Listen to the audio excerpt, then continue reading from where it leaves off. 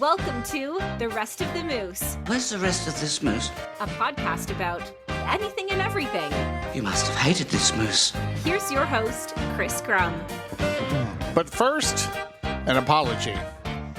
This podcast was meant to have kind of regular episodes, and I know I've been neglecting it a bit. And for that, I'm sorry for the two people that actually listen to it, but it's one of those things where I have two other podcasts that I have to host weekly.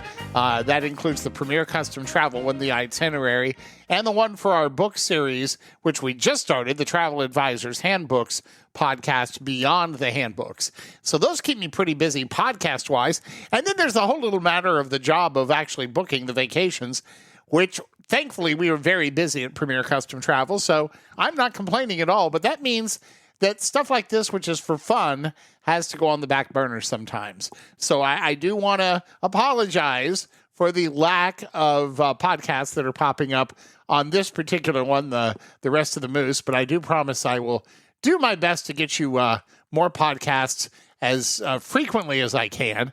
And one of them will come up here in the next few days, and that is I'm going to release my thoughts on the next podcast about the season for Broadway Across America, which was just announced, and then also maybe, just maybe give you a sneak preview of the Theater Under the Stars season that hasn't been announced yet, but I didn't say that, okay?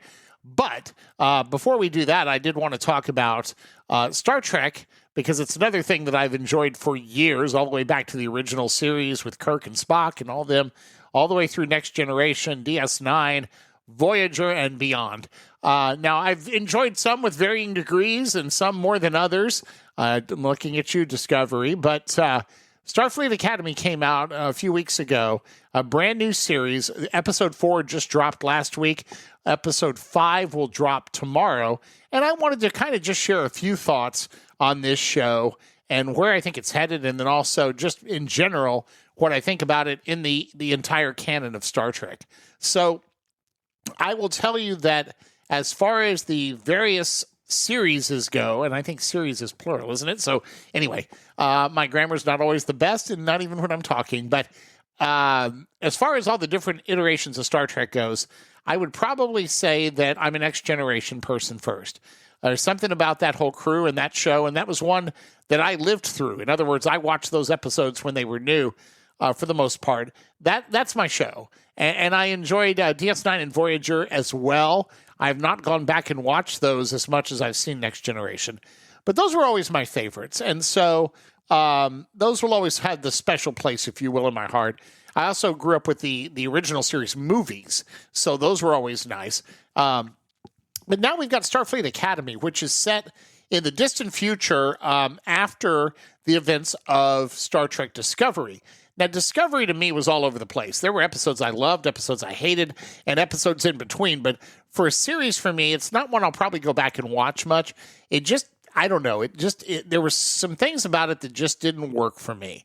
And I don't think that's necessarily the actor's fault. I think it's more of the writing and the idea of where the whole story was going. It just didn't work for me overall. But Starfleet Academy is set after that, and it is basically rebuilding the Academy after a bunch of things that happened in Discovery that I don't want to go into. But I didn't know it was going to be set in that far future. I just knew Holly Hunter was going to be on it, Paul Giamatti was going to be on it, so that got me very excited as well. And, I'll watch people like that read the phone book and be happy. And Holly Hunter's in one of my favorite movies of all time, which is Broadcast News. She won an Oscar for it, so I was excited to see her come in and take over anything as far as it goes. So I'm not going to do too much on the show other than just give a few brief thoughts and talk about what I do like and then what I maybe don't like or am not as excited about when it comes to Starfleet Academy. And I've seen reviews on the internet that are all over the place. Some people that are loving it. Some people say that it's, pick your teen romance show in space. And yes, it is a little bit of that. But it's an academy. They're going to be teenagers and basically high school and college kids. So you're going to get that hormonal type thing. It's going to happen. And so I kind of figured that was going to be a part of the show. So overall, I'm enjoying the show. I think that the first couple of episodes were good, but they're still trying to find their footing. I just watched episode 4, and it was my favorite of the bunch. And this is the one where we focus on Crag. I'm still learning all the names, so if I say it wrong, please forgive me. But that is the Klingon character that's at the Academy. And I was a little worried about him because, spoiler alert, and I'm going to drop a few minor spoilers, he's a Klingon that's basically a pacifist. And so I was going, okay, what have they done to the Klingons? And this episode redeemed him for me. I didn't hate the character, but I was kind of ambivalent about it. I love this episode for a lot of reasons, but there are a lot of Easter eggs in this show. In fact, at the Academy, they have a wall of fame, if you will, of famous people in Star Trek, and it's fun every time they show it to look for names on it. There's certain names from past episodes and past iterations of Star Trek that it's fun to see. Harry Kim finally got a promotion, thank God. I mean, that only took forever, but those are the fun little things. And one of the things I absolutely loved about this Klingon episode, although I felt it was the most in line with your typical Trek, it felt like a real Star Trek episode to me. And I can't put my finger on why, other than it just played out like what I've always been used to as an episode. It didn't feel like it was just there. And one of the things I loved in it, and again, this is a minor spoiler, but towards the end of the episode, when the Klingon ships show up and the music cues that they used were the bum, bum, bum, bum, and I'm going to do it really badly, but it was the same musical cues that they used on the Klingon ships in the very first Star Trek The Motion Picture, and I'm sure it was used in other places along the way, but it was so cool to hear that little musical reference in there, and that's what this show does, and that's what Star Trek Picard did in its 3rd season, is they brought us a lot of eye and ear candy that if you're a fan of this, of all the different shows, you're going, oh, I know what that is. And this one also makes reference to an episode of Next Generation, and I believe it's called The Drumhead, where they reference a lawyer, Sati is his name, and then his daughter, I believe, was the lawyer that was trying to shut down Data. But anyway, they make reference back to that, and it was a cool throwback and a callback to that episode. You hear a certain Next Generation character's name mentioned in this episode. They have a ship named after them. I won't say who, but you'll find out. But it's super cool to kind of see all that kind of stuff. Now, as far as the cast and the overarching storyline goes, I'm curious to see where it goes. I think overall the cast is great. It's nice to see Oded Fehr from Discovery come back on this show. I'm enjoying seeing Robert Picardo, who was the doctor on Voyager, come back and be a teacher at the Academy. It's fun to see him go. Now, I'm going to say her name wrong probably. Gina Yashiri, is that how you say it? She plays Lura Thok, and she is part Klingon and part Jim Hadar. And we got to hear the backstory on that eventually. We know that Dad was Jim Hadar, Mom was Klingon. But I want to know how all that happened without them killing each other.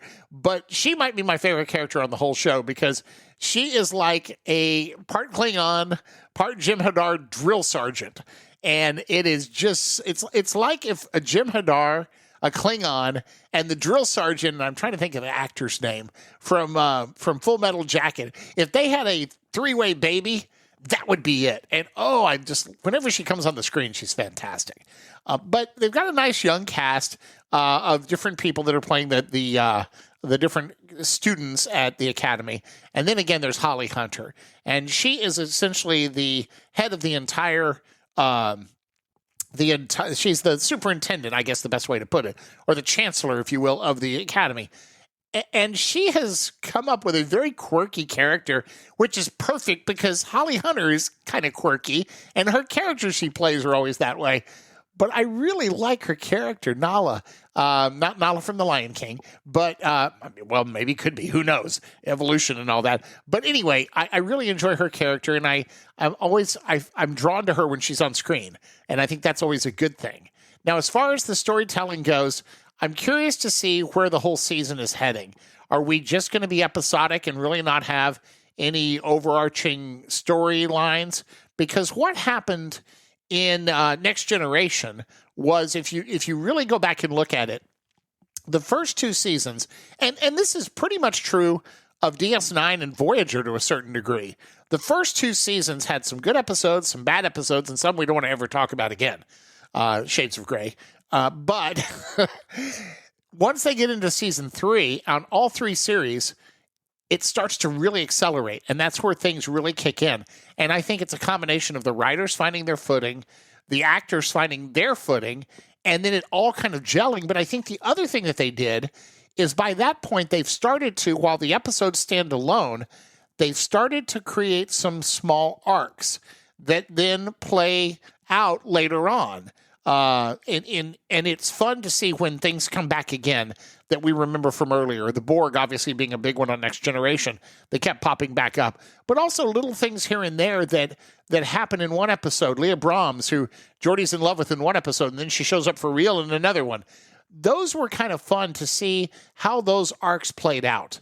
And right now I don't feel like we have an arc here, but I'm hoping there is one that's going to play for the long game in the series. Now, we only saw Paul Giamatti in the opening episodes, and we haven't seen him since. Is he done, or is he coming back later? I'm assuming we're going to see him at some point. So when he comes back, and boy, you talk about chewing the scenery. He ate half that ship when he was in the episodes. But there's something magnetism, just that presence he has that I really enjoy.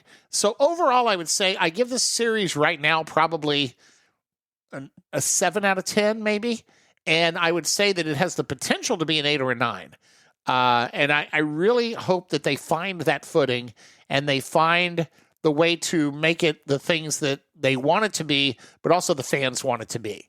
And one of the accusations that I've seen about Discovery and that I've seen about the current newer shows is that they have, quote unquote, gone woke. I don't want to get into politics on my podcast one way or the other, but I want to address that just a little bit from a slightly non-political lean, and hopefully this will make sense. It did in my head, but we'll see if it does when I try to say it. Star Trek has always been, since day one, about thinking about a society that's better because we accept everybody. And back in the 60s, having a black woman on the bridge and having an Asian guy, the different races was kind of unheard of. And then Kirk kissed Uhura, which you didn't do back then. Oh, my gosh. And you had the episode of the original series, and I don't remember the names of the species, but the guys that were black and white, and they were opposite sides of their faces, and they were at war because he was black on the left and white on the right. And we all get the implications of that, right? So Star Trek has always been about progressive ideas. And I got no problem with that. Where I think people are getting upset with the newer versions of Star Trek, and I might be wrong, but this is just my observation, is not that they have stopped with that progressive idea and that idea of one day all of this, the hatred and the quest for money and the racism and all of those terrible things in our society will go away. I think that's a lofty goal, and it's an exciting goal, and to be able to go to that future would be incredible. But I think where the newer shows are missing the mark, and maybe where they do border on being what you would call woke, is that they are trying too hard to push that message. And look, you want to say what you want to say in your art. I've got no problem with that. And I may agree with you, and I may disagree with you on certain things. But there's a right way, to my mind, of doing it. And when you do it in a way where it doesn't feel forced, when you do it in a way where the writing and the acting and the visuals and everything come together to tell the story you want to tell without having to use a hammer, metaphorically, to hit the audience, I think that's when you're at your best. And when you're at your worst is when you're so preachy in a script that it's so obvious that you're preaching. And I will say Grey's Anatomy falls into this category sometimes as well. That is another show that tends to have a lot of progressive ideas. And again, most of the time I have no problem with that. But it's when the writing gets lazy. And what I mean by that is, for example, when characters are doing exposition. Because sometimes you need the characters to say things so the audience understands what's going on, or the audience is filled in on a backstory that they haven't seen. But sometimes that writing and that way of doing it is so lazy that they're literally just spouting out, well, this is the worst thing that's happened, and I can't believe this is happening, and blah, blah, blah, blah, and it just is so obvious. That, to me, is lazy writing, and that's where I think people have the problem. It's not with the message. It's not with the ideas. And sometimes we can disagree on the ideas, and that's perfectly fine. But when it's so blatantly beating somebody over the head with it, I think that's where, number one, you lose their interest in learning the idea and maybe considering the idea, but also where you get those labels that maybe don't necessarily apply, but people are pushing back against the for lack of a better term, if you will, and apologies to people that enjoy the Bible, but the Bible thumper type, if you know what I mean. The people that are so religious and are going to tell you about it all day long, every day, until you're blue in the face, and they're never going to change your mind because of their tactic, right? That's kind of what I feel like at times. Now, I felt like this show of Academy has done it a little bit, but so far they have not been as guilty as Discovery was at times, and some of the other shows on television have been about just being so set in their message that they feel like they have to shout it from the rooftops. And again, I have no problem with the message. I have no problem with saying the message. My problem is how it's executed. And I think that's where the disconnect comes from some of the longtime fans that go, and then you see on the message boards, well, that's what Star Trek's always been about. Yeah, but they had better writers and they did it better. And that's kind of where my disconnect comes from when it comes to those type of things. And so I would just encourage them. I mean, you think about this, Next Generation and Voyager and Deep Space Nine produced 24 to 26 episodes every season. They were on virtually every week from September to May of the next year. Yeah, they might take 2 weeks off here. They might take Christmas off. They did 26 episodes every season. Now, were there a few dogs in there? Absolutely. But I think you can safely say with Next Generation, 3, 4, and 5, as far as seasons go, it was hard to find a bad episode within those bunches. So you say that's what, 75 episodes, and probably 50 or so of them were really good episodes, right? So why is it a series that has 10 episodes a season can't all be great? Because they only have to write 10. That's kind of where I'm going with that whole thing. And that is my one complaint that I would say across all of the shows that you see streaming now and the shows that are doing 10 or 11 episodes or 12 episode seasons. You're doing a limited run. You got to get it right. You know, you look at shows like 24 that did 24 episodes, and every once in a while it had a dog in there as well. But you've got to write a lot more there. And so it's understandable when you start to have writer's block.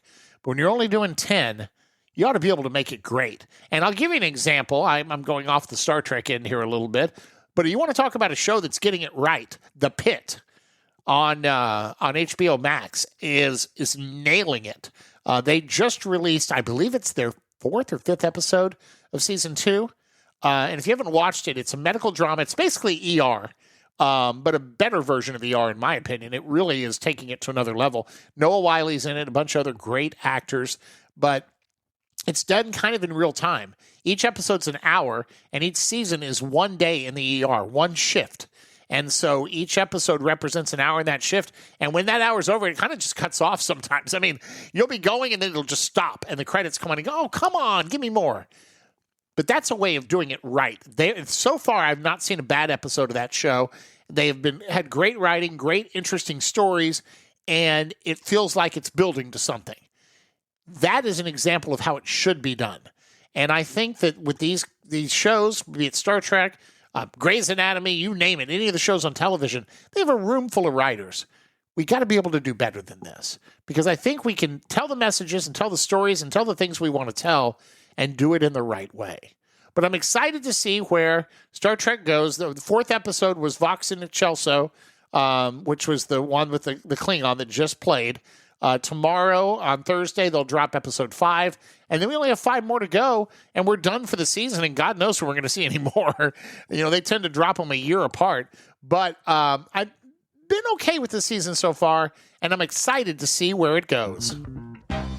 You've been listening to the Rest of the Moose podcast, hosted by Chris Grum. Why don't you forget the moose for a moment? Previous episodes are available online at chrisgrum.com. See you next time for the Rest of the Moose.